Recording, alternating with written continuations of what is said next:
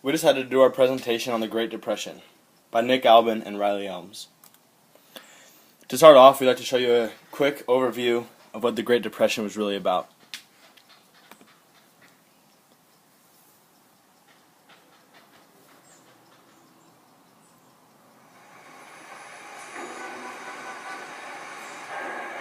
In 1929, years of booming prosperity ended in catastrophe. It was the biggest stock market crash since records began. It is impossible to underestimate the shock, a sense of stunned disbelief. First-time investors borrowed huge amounts of money to speculate on the market. The market broke very sharply, and a lot of people were wiped out with it. It was very painful. Later, thousands of banks failed. Millions lost everything. The poverty was really all around us. It was really, really pitiful. The crash was followed by a depression that spread across the world, lasted for a decade, and was a prelude to war. This is the story of a financial disaster that we hoped would never happen again. The Great Depression would last until the outbreak of World War II. Then, as now, the globalized economy meant that the crash and subsequent depression rippled out across the world. In Britain, there was a slump in manufacturing, and millions lost their jobs. Germany, still suffering from defeat in the First World War, was hit even harder. So many people had their life savings destroyed during the Great Depression that it created in many countries a desire for some authoritarian government that would save them, that would rescue the economy. No doubt the crash and the depression strengthened anti-capitalist movements. The communists had taken over in Russia, and there were rising fascist movements. Mussolini was already in power in Italy, and Hitler's political base was growing in Germany. And when American-style free market capitalism suffered from this Wall Street crash followed by a depression, it just strengthened those people who wanted to say there's a better way. While communism and fascism prospered, many nations put up barriers to prevent free trade and turned inwards in an attempt to save their economies. Economic nationalism led to trade wars and later World War.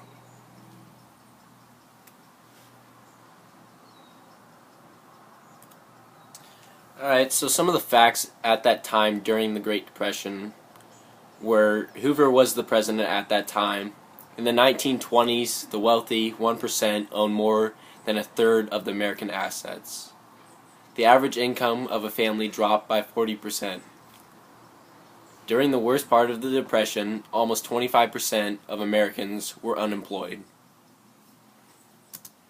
Yes, my father was employed by a hardware firm all of his working life.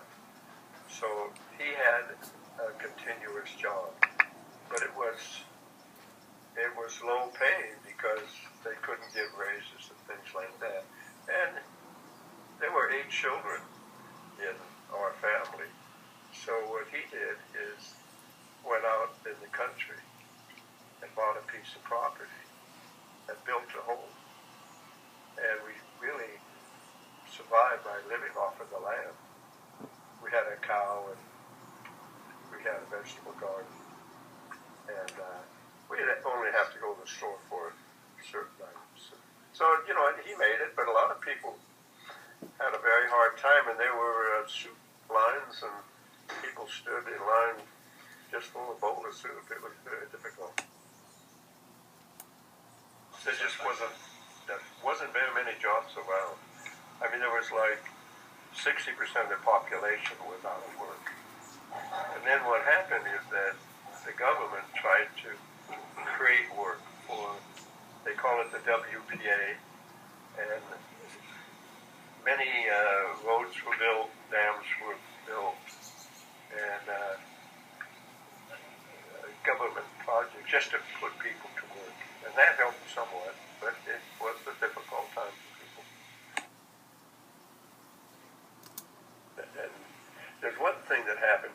question, I think, which is the church was an important place because people would help each other.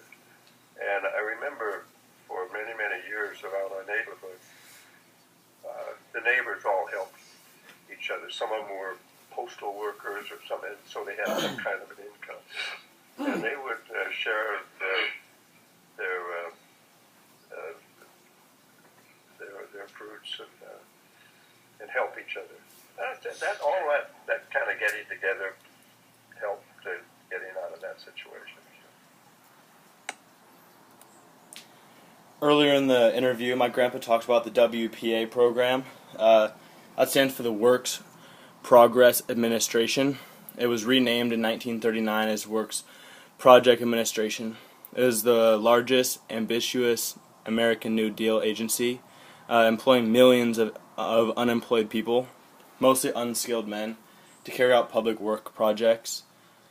Almost every community in the United States had a new park, bridge, or school constructed by the agency. The WPA's initial appropriation in 1935 was for $4.9 billion, and in total it spent $13.4 billion. Sure. Of the time. Sure.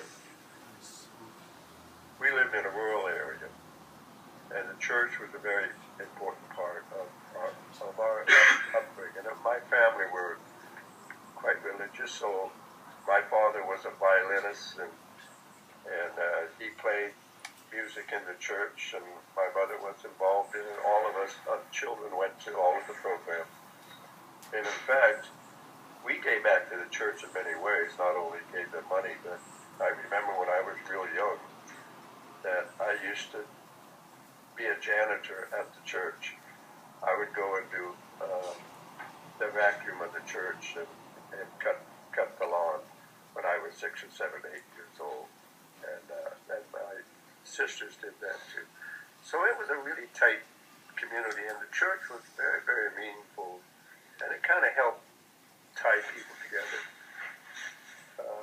For our family, it was very, very important. And as I grew up, as the girls matured, everybody sang together, ate together, and I think without the church, it would have been a very difficult time. Yeah, I don't think there's a doubt about that. Everybody wanted to work, and everybody had to work. In other words, you had to all help with the family. I remember the girls went out, they babysit. You know, I had paper routes, I had every magazine around I could sell. And, you know, I used to have a horse, and I would take the horse around and sell magazines. And for me, it created a work ethic for me, because I've always enjoyed working. And I think what I learned coming up in the family helped me through my business and through my work life.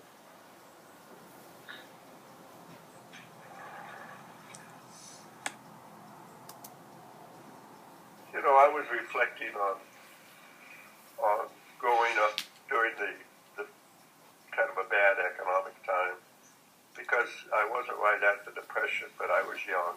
And for the next 10 years as I was growing up, I definitely sensed the hard times at home. Our family was a family of 8. We have 6 children and 2 adults. And so there was always the pressure of taking care of us and feeding us. And my dad, I thought, really devoted a lot of effort, time to ensure food on our table. We all had to work very hard. I remember spending most of my time working around the house and helping in the garden. And then I would do sports and things on the side. So yeah, it was a learning process, not easy. But there's one thing I derived from it, is that we became a very close family. And most people were close during that difficult time, because you you had to stick together to be successful. And your activities were really around the house or around your church. You spent time together, you ate together, you played together. You didn't have a lot of funds to go out to the movies. You know, you didn't have cars. If you had a car, you had to go out and get a car. I had a car because I had to help a little bit with the family when I was 14 and 15 years old, and I was parking cars downtown in Seattle when I was 14, 15 years old. And I might bring some of the money home and help with the family. So I felt that yes, I started working at a young age, but I think that gave me some experience too. And it wasn't only the things I did, but the whole family pitched in. And the girls were babysitters, and I was selling newspapers. And if you wanted something, you really had to go out and find it. So when this all ended, the Great Depression, it was with more than 12 million troops being sent to fight in World War II. The Depression seemed to come to an end at that point. World War II boosted the economy and created millions of jobs for the average citizen.